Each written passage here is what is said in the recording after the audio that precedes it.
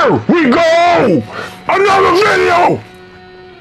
Another fucking video! So, you know, there's this sentiment in, people are always talking shit about fucking modern day horror movies, and, you know, the classics are the old, the 80s, 70s, 60s, and the classic early 30s and 40s, Universal Monsters, Hammer Horror, and, you know, everybody says that old shit's the best stuff, you know, the 80s slasher shit, which I agree, it fucking is, but there are good fucking horror movies out these days. I still watch a lot of new stuff, and I watch something that's really good, and then I watch it like, oh, it's cool, and then I forget it, and goes in my head, one ear right out the other, and fucking totally forget it. But there are some good movies out, and there's one director in particular I want to talk about. His name is Joe Begos.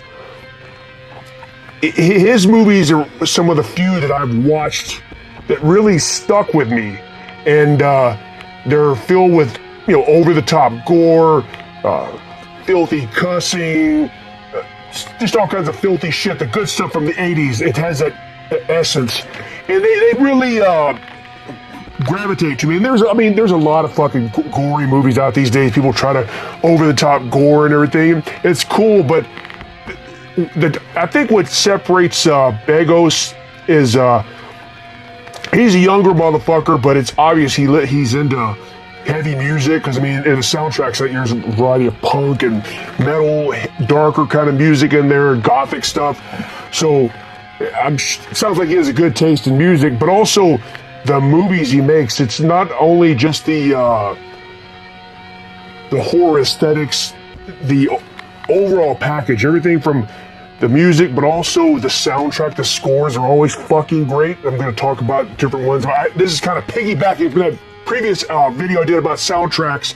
We're still sticking with horror, but don't worry, motherfuckers. I'll get back to black metal soon. But also, what I like about his movies is the characters.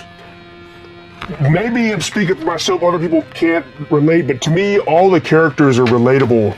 You know, they just seem like people that I've known, or just the kind of people I know, because I've known a bunch of fucked up people, and there's a lot of fucked up people in these movies, and it feels very at home to me. Like, for example, let's talk about Christmas, Bloody Christmas. And I watched it for the first time this past Christmas. And actually, Eddie Rome's a Metal, I know you talked about that movie too. You had the soundtrack. I was watching your video. I was like, oh, fuck, he's seen that movie too. And I know you said you liked it. I fucking love that movie. When I watched it, I saw it. I didn't even put two and two together. This is, God damn it, motherfucker. Now I lost my fucking train of thought. That's Christmas, Bloody Christmas is not or Bloody Christmas, whatever the fuck it's called. It's not the first Joe Begos movie I saw. I saw VFW first, which I'll get to that in a minute. But when I watched the Christmas movie, I didn't know it was the same director of VFW. I just saw it on Shudder. You know, sometimes they have good stuff on there, so I have a subscription to that shit. Put it on one night, I was half asleep watching it. I thought it was going to be some typical Silent Night, Deadly Night rip-off bullshit. And I turned it on immediately when this cat grabbed me. Just the overall look of it. The color schemes, it has the bright greens and reds of a very Christmassy feel. I don't know, it just sucked me in. I feel like it's almost like outworldly the way it looks, you know. It's Christmassy, because I fucking love Christmas movies. Yeah, I don't like regular fucking movies, but only normal movies I like are Christmas movies. So fuck you if you don't like them, because I do like Christmas movies. But anyway, it captures that essence of the greens and reds, and then also the whiteness of the snowy cityscape. It's just fucking great. It starts off in, I'm not gonna go give the whole fucking plot. It's basically a military created robot, but they use it as Santa Claus in the stores. It goes crazy, starts killing people. But again, you watch it, I'm not gonna go get all the details, but it starts off at a record store, you know, and it's very cool, just the background. His movies kind of remind me of how a Rob Zombie movie would be made if it was done really, really fucking good. I mean, I like some of Rob Zombie movies, you know, The House with a Thousand Corpses, over-the-top shit. I do like Lords of Salem. And those same movies, too, like Lords of Salem, have people that are relatable that I can relate to. Some of his other shit fucking sucks. That 31. I didn't like that. That was fucking crap. And that three from Hell or whatever, the last of the trio, the House with 1,000 Corpses, that fucking movie was crap. The one before it was good though. But anyway, I'm getting off topic. Joe Begos films reminds me of that, but to me in a better way. And it starts off in the record store. There's this fucking girl that runs the record store. She has fucking Death shirt on, the band Death, and she has a jacket with a cephalic carnage patch on it. So I like to look at little small details like that, attention to details, and look in the record store, all the shit in the background. There's VHSs and stuff. It's cool. It really, again, it's just people that it reminds me of people that I've known in my life. That kind of shit. And then the fucking punk rock guy that works there, they leave, they go have a drink, and they're talking, ends up going to eat their out and all this shit, and then coming across different characters against them. Again, the robot fucking Santa Claus goes crazy, starts fucking splattering people and smashing people's heads in. Not gonna go into detail, but I highly recommend it. And the fucking soundtrack is so fucking good too. I listen to it pretty often. It's just a synth bass, but it's fucking excellent. I know, Eddie, you said Realms of Metal. You said you bought the vinyl. I need to buy that vinyl too. I've listened to it on Apple over and over. It's such a good fucking soundtrack. But that's a great fucking horror movie that he did. And I want to go talk about VFW. Now that was the first movie I saw that Joe Begos directed. VFW, great fucking siege type movie. It starts off at a VFW hall of veterans of foreign wars, a bar ran by some ex-military guys. It's got a fucking all-star cast of Stephen Lang, who's been in a lot of fucking cool movies. It's really funny about Stephen Lang. In this movie, he plays a fucking hard-ass fucking alpha, man. His character is my favorite character in this movie. It's what fucking makes the movie. See, that's how motherfuckers need to act like that. Take charge, no fucking bullshit. And he played it right. I don't know how he is in real life. He's probably some fucking pussy-ass motherfucker. I don't know. But as an actor, I like him. He played that part really good. It's really funny, too. You ever look at old Stephen Lang movies in the 80s? I'm going to kind of piggyback. I talked about the other video about, God damn. Manhunter. I talked about in the previous video with the soundtrack. Stephen Lang was on there. He looked totally different, like some fucking pudgy-faced, pussy-ass motherfucker. He was worked for the, what was it? I can't even fucking remember. He was a newscaster or some shit, trying to get the hot story and ended up getting fucking killed by the Tooth Fairy killer. But he looked totally different. But anyway, Stephen Lang plays that fucking perfectly. And William Sadler, who is also in there, who has been in a bunch of fucking great movies. Actually, just pull up. I mean, he played the fucking devil on Bill and Ted's Excellent Adventure. That's fucking stupid shit. But for me, the movies I remember him the most, he was in Die Hard too. The fucking villain. Played it very well. He was in Bordello of Blood. Tales from the Crypt movie. What was that other fucking movie? He was in Trespass with Bill Paxton. I think Ice Cube and Ice-T were in there. It's fucking good. And also, he was in a good fucking a modern horror movie too called The Hills Run Red. Came out in 2009. Has that fucking killer with a baby face on there. If you haven't seen that, that is highly recommended. William Sadler is on there. The Hills Run Red. He's been on a bunch of other fucking movies too. The Grudge, whatever. But he's on here. He used to have that fucking chiseled look, high cheekbones, fucking iron jaw looking motherfucker. But in this movie, he looks like a puffy faced old alcoholic. But I guess it fits the part he's playing. Fred Williamson's on there too. If you know him, he's been in a fucking classic, all these fucking crazy ass old movies, Italian movies. I always think about him as being in all those Italian post-apocalyptic movies. Dusk Till Dawn. What the fuck else? I mean, his filmography is pretty intense. 1990, The Bronx Warriors. I remember that. He was on Chips. I remember that. He was on Chips. He was they were robbing people. It was him and Pam Grier. They were robbing motherfuckers. They were on roller skates. They'd press a button and the skates would come out. They roller skate away to get away, and they'd press a button. The skates go back up. Remember that shit on Chips? Black Cobra he was on.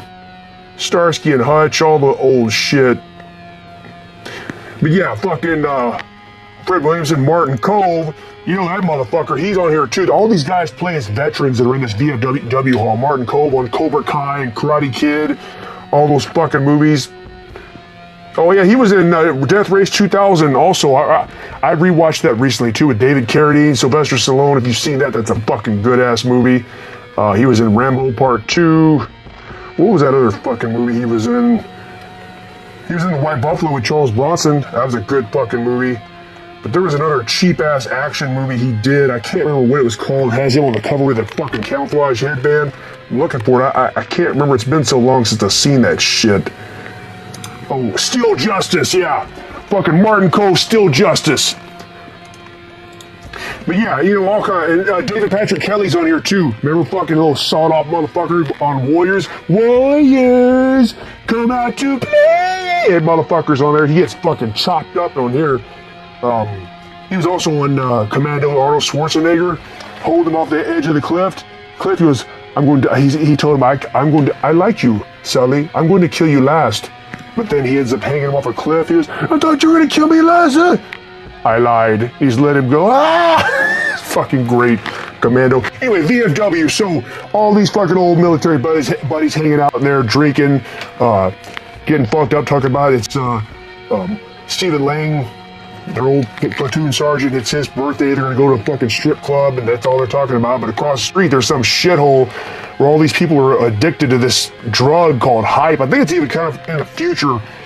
They're all hyped up. People are freaking out, needing that shit. And across the street, there's this young girl who wants to get revenge on the leader of that gang. They all look like fucking 80s punks in leather jackets and spikes. You know, back in the 80s, all the bad guys always looked like post-apocalyptic punks. They had that look. So she steals a bunch of that drug hype and takes off running across the street, and they're chasing her. And she runs right in the bar. All those drunk military guys, they were Army. He goes, what the fuck? And then this big fucking mutant runs in with a fucking big was it an axe or a machete? And that little fucking Warriors, Patrick Kelly, standing there. And standing there looking at the guys coming to the fucking big ass axe or machete and just fucking hacks him almost in half. And then Stephen Lang gets a fucking shotgun and blows the guy's whole head off. And it turns into a siege movie where all these fucking doped up punk rock motherfuckers or post-apocalyptic punks are trying to tear in there and they're blowing them away, shotguns. It's like a fucking, almost like an Alamo type movie, siege movie. Violence, gore. I like the characters on there. Great movie. I guess it's not really horror, it's more action, but it's very graphic. Lots of fucking violence. So I highly, highly fucking recommend that shit. Another Joe Begos, he's got a few other ones, but I was talking about three main ones that I really like. The other one's called Bliss. This one I can relate to as well because it's about this girl. She's a fucking artist, a painter. She's painting and she hangs out at all these fucking shithole clubs or punk rock bands playing. It looks just like places I hung around with, especially years ago. There was places I used to go to that look just like this, fucking shitholes. You go in there, the bathroom didn't even have a door on it. You'd be in there pissing. You can still watch the band while you're pissing. Those kind of shitholes and dirty ass floors. So it kind of evolves around that kind of scene. So again, I can relate. And then the bitches are all crazy and alcoholics and drug and fuck yeah. Like, yeah, I've known plenty of fucking bitches just like that. So again, that's why I can relate to it. But she's, they give her this fucking, it's not coke, I forget what it is. What do they call it? Black Reaper or something. I can't remember. It's like it's a black powdered substance like cocaine or something, but you sniff it, it really fucks you up. And she gets on that shit, and this other girl like turns her into a vampire almost. And she's hallucinating, taking this drug and painting and killing people.